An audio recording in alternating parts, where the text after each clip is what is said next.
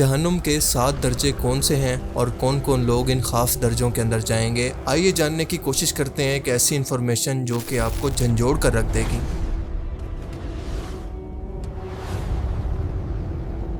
اسلامی تفاسیر کے مطابق لفظ جہنم ایک مکمل نظام کا نام ہے۔ یہ گناہ گار، کافر اور مشرک لوگوں کا ایک ایسا شہر ہے جس کو 7 حصوں کے اندر تقسیم کیا گیا ہے۔ ہر ایک حصے کے اندر لوگوں کے ان کے گناہوں کی شدت کے مطابق ڈالا جائے گا۔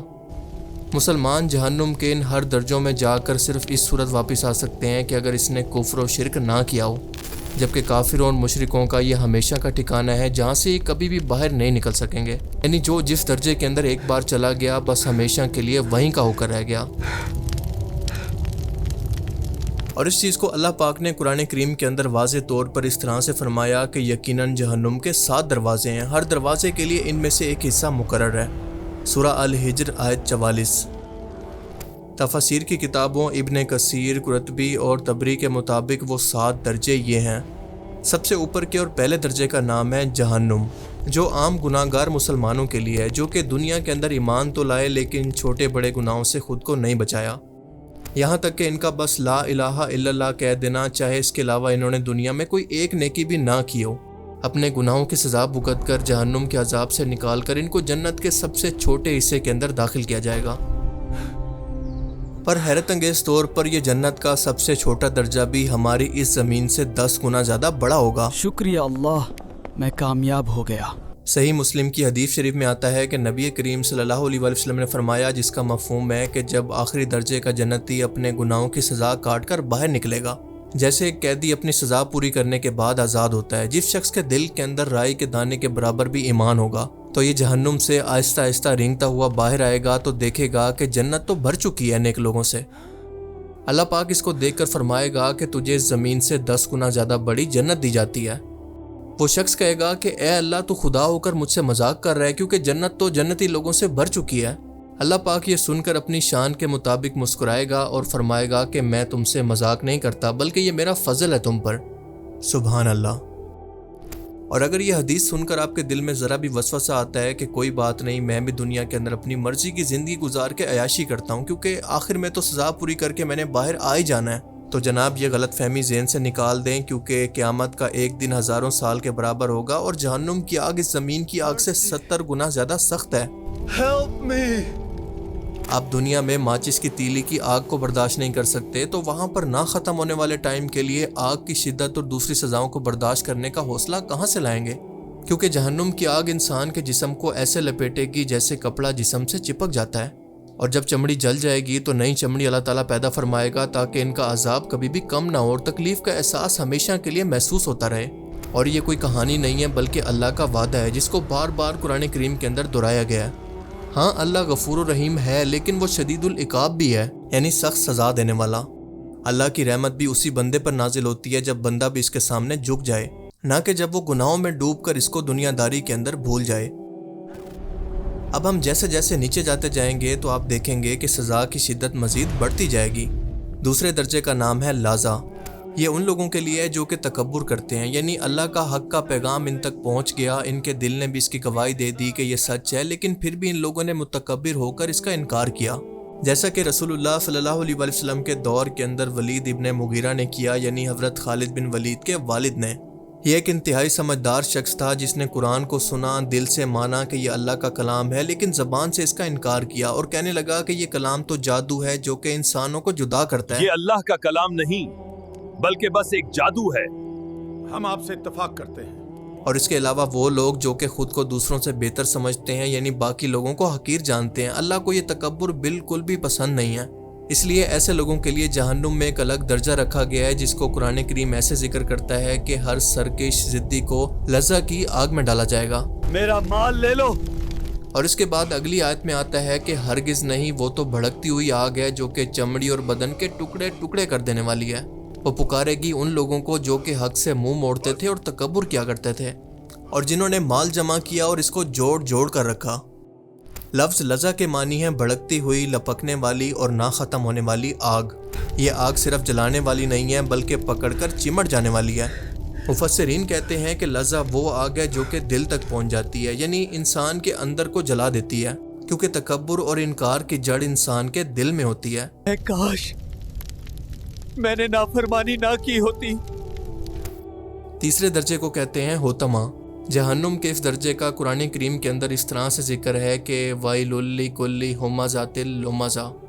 इस आयत मुबारका के अंदर हुमाज़ा का मतलब है वो शख्स जो कि पीठ पीछे ऐब निकाले, यानी वो लोग जो कि दूसरों की गैर मौजूदगी के अंदर इनकी बुराइयां करते हैं, इनका मजाक उड़ाते हैं या फिर इनकी इज्जत को घटाने की कोशिश करते हैं। और लुमज़ा का मतलब है वो शख्स जो कि मुंह पर तंज करे, यानी वो शख्स जो कि किसी के सामने किसी का तमस्कुर उड़ाए, ज़बान या फिर इशारे से किसी को शर्मिंदा करे। इन शॉर्ट ऐसे लोग जो कि दूसरों को नीचा दिखाकर खुद को बरतर महसूस करते हैं। हुतमा का लफ्ज़ अरबी ज़बान के लफ्ज़ हुतम से निकला है, जिसके मायने होते हैं तोड़ देना, चकनाचूर कर देना या फिर रेज़ा रेज़ा कर देना। लिहाजा हुतमा इस आग को कहा जाता है जो कि इंसान को रेज़ा रेज़ा कर डालेगी। मुफस्सिरीन के मुताबिक ये जहन्नुम का वो दर्जा है जो कि ज़बान से लगाए गए ज़ख्मों का बदला देगा, और ये इन लोगों के लिए है जो कि दूसरों की इज़्ज़तें उछालते हैं, गीबत, बोतान यानी झूठा इल्ज़ाम लगाना और इनका मजाक उड़ाते हैं। आई मीन इमेजिन दिस कि आज जो लोग सोशल मीडिया पर या फिर रियल लाइफ के अंदर लोगों का मजाक उड़ाकर, इनको जलील करके, इनकी बुराई और गीबत करके इल्ज़ाम तराशी को आम सी बात समझते हैं, वो जान लें कि ज़बान छोटी ज़रूर है मगर इसका ज़ख्म दिलों को चीर देता है। अल्लाह के नबी सल्लल्लाहु अलैहि वसल्लम ने फरमाया कि जो शख्स मुझे अपनी ज़बान और अपनी शर्मगाह की हिफाजत की ज़मानत दे, मैं इसको जन्नत की ज़मानत देता हूँ। चौथे दर्जे का नाम है सईर, और ये उन लोगों के लिए जो कि शैतान के पैरोकार हैं, इसके चेले हैं, इसका निज़ाम नाफिज करने के लिए पपेट के तौर पर काम करते हैं। दुनिया में आलमी तौर पर शैतानी एजेंडा यानी गुनाहों और अल्लाह को नाराज़ या फिर चैलेंज करके इसको नाफिज करने की कोशिश करते हैं, और इसके अलावा फसाद, खून रेजी, जुल्म और गुमराही फैलाने के अंदर लगे रहते हैं। इनकी ज़िंदगियों का मकसद सिर्फ खुद गुनाह करना नहीं होता, बल्कि अपने असर से हज़ारों लाखों लोगों को भी गुनाह की दावत देते हैं, जैसा कि आजकल के मॉडर्न हॉलीवुड सेलिब्रिटीज़, मशहूर सिंगर्स, मशहूर पॉलिटिशियन और अरबपति लोग जो कि अपनी दौलत, शोहरत और अपने मफादात को बचाने के लिए मजलूमों को जान से मार देते हैं, उन्हें जंगों में धकेल कर, उनको बीमारियां लगाकर या फिर किसी भी तरह से अपने मफादात को बढ़ाने के लिए। सूरह अल मुल्क की इस आयत पर गौर करें कि यहाँ पर लफ्ज़ सईर का इस्तेमाल किया गया है, जिसके बारे में अल्लाह पाक फरमाता है कि भड़कती हुई आग, वो आग जो कि पूरी शिद्दत से भड़क उठे और अपने अंदर आने वाले को पूरी तरह से लपेट ले।